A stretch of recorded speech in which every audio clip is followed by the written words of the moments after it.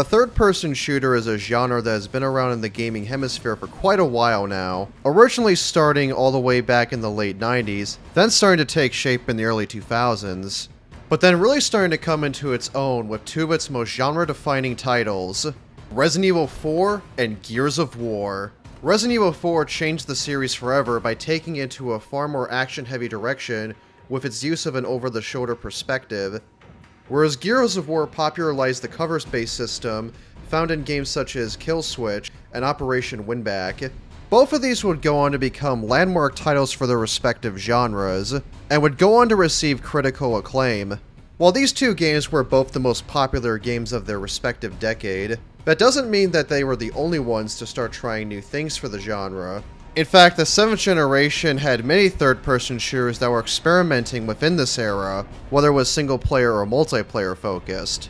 And one of these is a game that, while didn't leave much of a splash in its day, stands as not only unique, but was one of the sickest games that had ever come out of that era, and that game is Dark Sector. A third-person action game released for the Xbox 360, PlayStation 3, and the PC. It was developed by Digital Extremes, a Canadian-based developer that's best known for being the co-developers of the Unreal Tournament series and the massively popular co-op third-person shooter, Warframe. But I've also worked on other games such as Pariah, The Darkness 2, and even that Star Trek game based off the J.J. Abrams movies. What the hell? With the game hitting its 15th anniversary this year, and also to coincide with the release of the Resident Evil 4 remake, I thought it would be cool to spotlight this forgotten gem of a game that bears a lot of similarities to Capcom's original classic. So strap yourselves in, this is Dark Void. I mean Dark Sector, but that game is also pretty sick as well. With all that being said, let's do this. Let's see how you like this.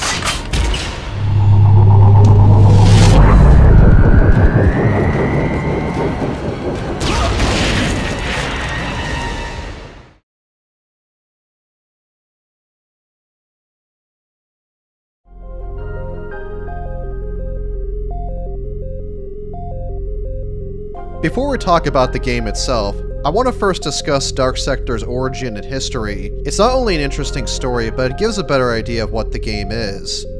Originally conceptualized in 2000, Dark Sector was led by game designer and director Steve Sinclair, and was set to be a spiritual successor to Unreal Tournament, Digital Extremes' previous effort. It was going to be an MMO action game, with heavy emphasis in RPG elements. However, that version was scrapped, and the project was held off for years. In 2004, Dark Sector was finally made in development. The game was set out to be a stealth action game, taking place in a sci-fi setting, where you played as a space bounty hunter, but had an armored suit that when used in gameplay, would be able to use many different abilities that were both used in combat and in stealth. According to Digital Extremes' founder, James Smalls, the stealth aspect of Dark Sector during development was best described as fast stealth. Not slow and creeping stealth, but action-oriented, fast killing from the shadows type stealth.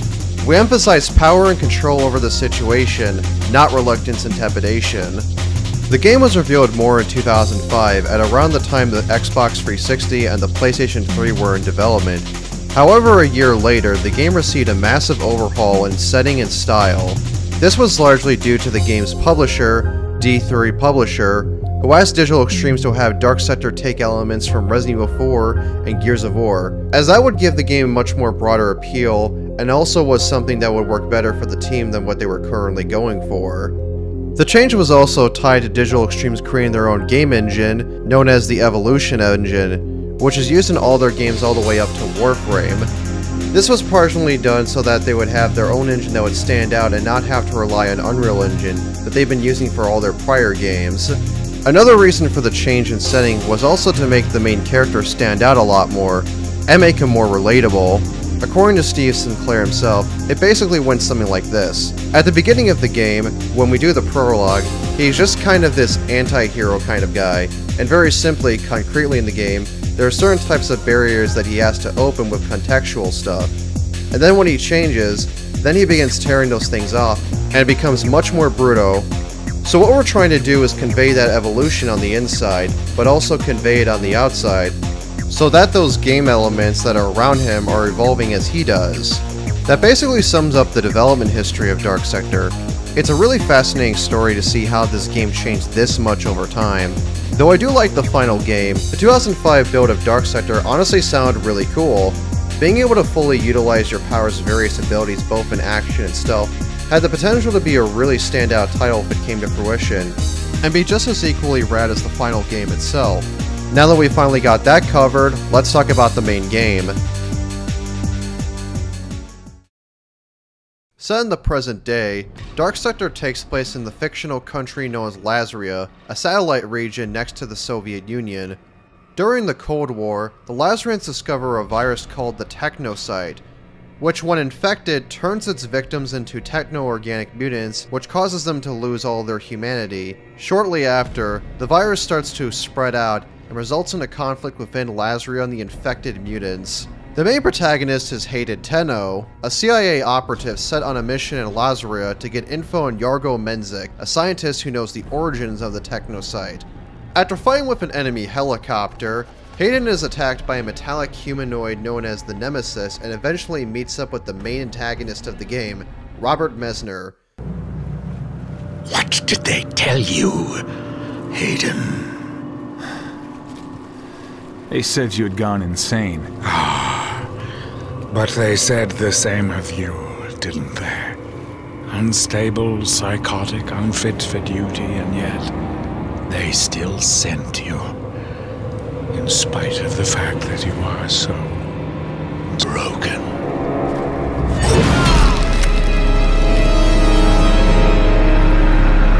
But I can fix you. After meeting up with Messner and the Nemesis, Hayden manages to get himself infected with the virus, only instead of turning into a mutant like everyone else is, he gets access to a deadly new weapon known as the Glaive. With these newfound powers, Hayden is on a mission to get back at Messner and his plans for the sake of his mission. This is the basic setup of what happens at the very beginning of Dark Sector, and honestly, it's a pretty cool one. I've always had a soft spot for media that dabbles into bioorganic weaponry and the Cold War. It's something I've always found appealing or interesting in some capacity. And Dark Sector having these elements is something that I find really cool, and even outside of that, the game has some generally really good ideas of what it tackles in its setting and concepts, which were all elements that I did not expect back when I first played this game. While not a bad story at all, Dark Sector's actual writing is pretty lacking in execution. It has some very solid ideas, but doesn't really have that much depth with some of its characters, world building, etc.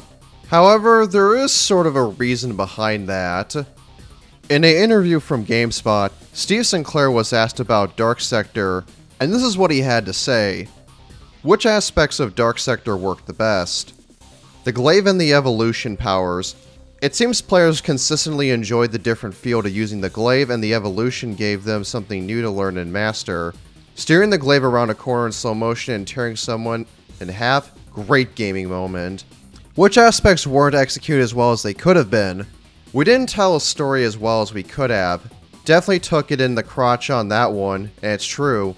We didn't have time to try it out on people who were fresh, who hadn't read a script draft, so we glossed over things we should have spent more time explaining. I think this helps give proper context for why the story is kind of bare bones. And given the development history, it definitely seemed like this was a case of Steve and the rest of Digital Extremes wasn't given enough time and dedication to fully deliver what they set out to do. Which I feel is really unfortunate. Based on the interviews that I've seen of him, Steve seems like a pretty cool and enthusiastic kind of guy. And he said, so you make video games here? And I said, yeah. He's like, whoa, any video game I might have heard of? And I'm like, yeah, you know, Unreal Tournament 2003. I said, oh yeah, you know, I really wanted to like that Unreal Tournament 2003, but you replace a sniper rifle with that god-awful lightning gun. And I'm like, yep, that was me. I made that. He comes across to me as someone who has a genuine enthusiasm and understanding of the media he was inspired by. What were those medias in particular, you may ask?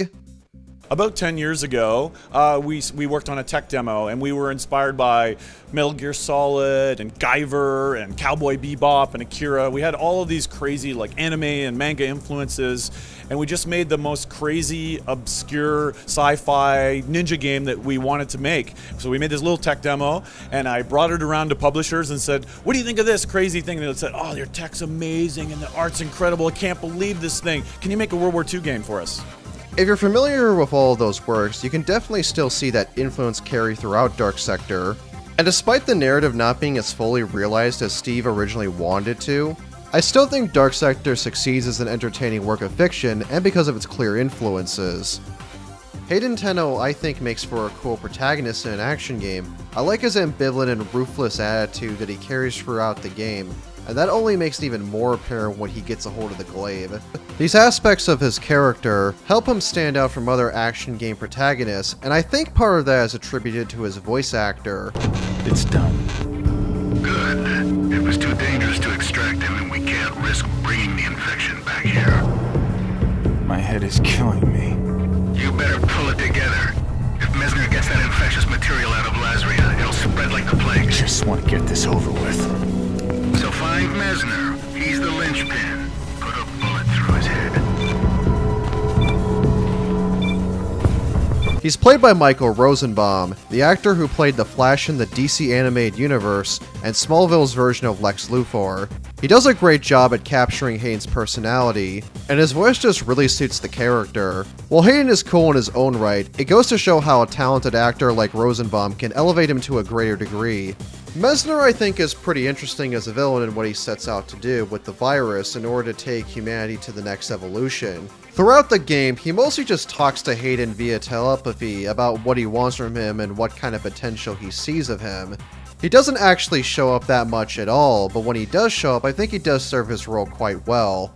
Now let's move on to the gameplay. This is where Dark Sector really starts to stand out. The game starts off as your standard cover-based shooter, but as soon as you get a hold of the glaive, that's when Dark Sector starts to come into its own. You're able to throw it normally at enemies, and if you charge it up, you can do a more powerful attack, enough to dismember enemies. And if you hold the fire button, you're able to control the direction of the glaive. This actually reminded me a lot of using the Redeemer in the Unreal Tournament games, and considering that Digital Extremes worked on both of these properties, I wouldn't be surprised if that was the main source of inspiration. The glaive is also to carry many different environmental properties, such as fire, ice, and electricity. These elements basically serve as power-ups for your glaive attack, and can even serve an environmental effect on them as well, but also serve an environmental purpose in progressing through the stages of the game. You can also use it to grab items and pick up weapons. This results in one of the most visually satisfying yet extremely versatile weapons I've ever experienced in any video game. Slicing up enemies is just really fun and honestly never gets old. Throughout the game, Hayden will evolve and get many different abilities, such as generating a force field, and the ability to go full-on Predator mode by cloaking. Going invisible is really useful in getting insta-kills, whereas the shield ability is just as helpful when going up against crowds of enemies. Gunplay is pretty fun thanks to good sound effects and visual feedback. In terms of weaponry, you're given access to a bunch of them, ranging from pistols, assault rifles, shotguns, and even some heavy artillery weapons taken from higher class enemies. Weapons are found either by taking them from dead enemy soldiers, or by purchasing them from the black market. Hey, it's Yankee Doodle! He's come to town! If you take one of the weapons that are used by enemies, and end up using them for a few minutes, they will end up self-destructing, so you have to make the most out of them when you are in firefights. You're also able to find upgrades such as better accuracy, better firepower, and even puncture for enemy targets. These are all pretty limited though, so it's probably best to think about what you're going to use these things on. My biggest issue with the weapons is while they're pretty fun to use, you're often not given a lot of money throughout the game to buy more of them. Currency is found in areas of the game via crates and other places, but there usually isn't enough to get a hold of some of the better weapons of the game because of their scarcity. I think there could have been a better way of handling this in terms of progression so that you're able to get the most out of your weapons. But that's not my only criticism of Dark Sector. While it is a really fun game, that isn't to say it doesn't have any low points. One of the best examples of this is Chapter 7, which mostly takes place in a sewer area, so you know that's definitely a lot of fun. It honestly really drags out, and the scenarios you're put in really aren't that interesting. Boss fights are also kind of a joke and could have been better thought out as well. It's not that they're bad per se, but they're pretty simple and half the time they kind of feel like a waiting game. While Dark Sector does take from Gears of War with its cover system and regenerating health, it's far more in line with Resident Evil 4 than it does with Gears. Like how both Leon and Hayden are government agents, for example. But where it diverges from Capcom's flagship series, other than what I've mentioned before, is found in its art direction and pure energy. Dark Sector has some fantastic art and design work that is unlike any other game that I can think of, especially in regarding to the bosses of the game. Alright, big guy, let's see what you got! The Nemesis in particular, as a rival character, I really like for its character and design. Whenever Nemesis shows up in-game, it's a presence that is really clearly something out of Hayden's league. That is until he gets this.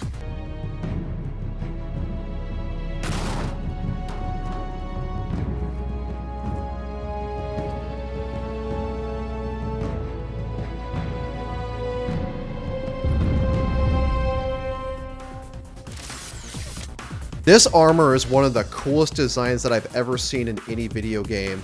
Any game with cool power armor is a huge selling point in my book, and this game is no exception. Apart from just being a really cool design, it also visually complements and perfectly conveys Hayden's personality. Even outside of the art direction, on a technical level, Dark Sector still looks technically really good from its animations, the lighting, it all still holds up, both technically and artistically. The PC version is the best way to experience Dark Sector, although the port job itself isn't really that great in terms of options. Although this can be easily fixed by editing the config files, link for that is in the description below. You can get the game for cheap on Steam, and I think for that price it's a steal. While I would have loved to play the original version for Dark Sector, I don't think it would have been as memorable to me in the long run as what we got in the final game. But ultimately, both versions I find pretty equally appealing. Fortunately, the development concepts of what became Dark Sector did make their way through into Warframe. Gonna be real here, I'm not nearly as knowledgeable on Warframe as I'd like to be as other people have. But what I do find cool is that even though Warframe is still largely its own thing, it still manages to include references to the original 2008 title, and even managed to make Hayden's armored suit playable. And after revisiting Dark Sector and finding that out, that actually makes me want to go back to Warframe, as I've not played it since it came out. Alright, so I have no idea where to go on from there and onwards. I think I've said all I really needed to on Dark Sector itself. But I do know one thing. So I'm going to set the record straight and get across the point that I'm trying to make with this video. And that point is something that I learned not just from making this video, but just from video games in general. It's a message that I think more people could learn from, and honestly, I couldn't have picked a more fitting choice than Dark Sector when making this. It's something that I think more people should know about. I'm going to do that right now. So, what I'm ultimately trying to say is this. If a game doesn't go exactly as you planned or intended to, you can take what you know and experience and apply that to another game to get that vision finally made.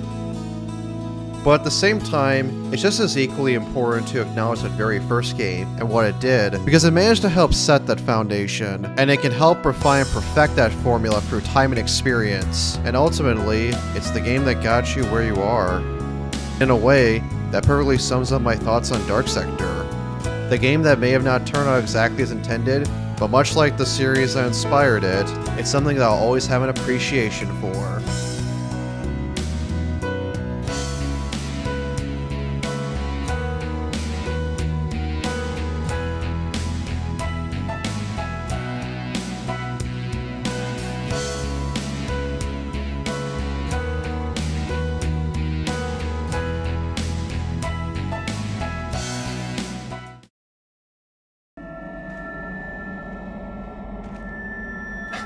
Where's everyone going?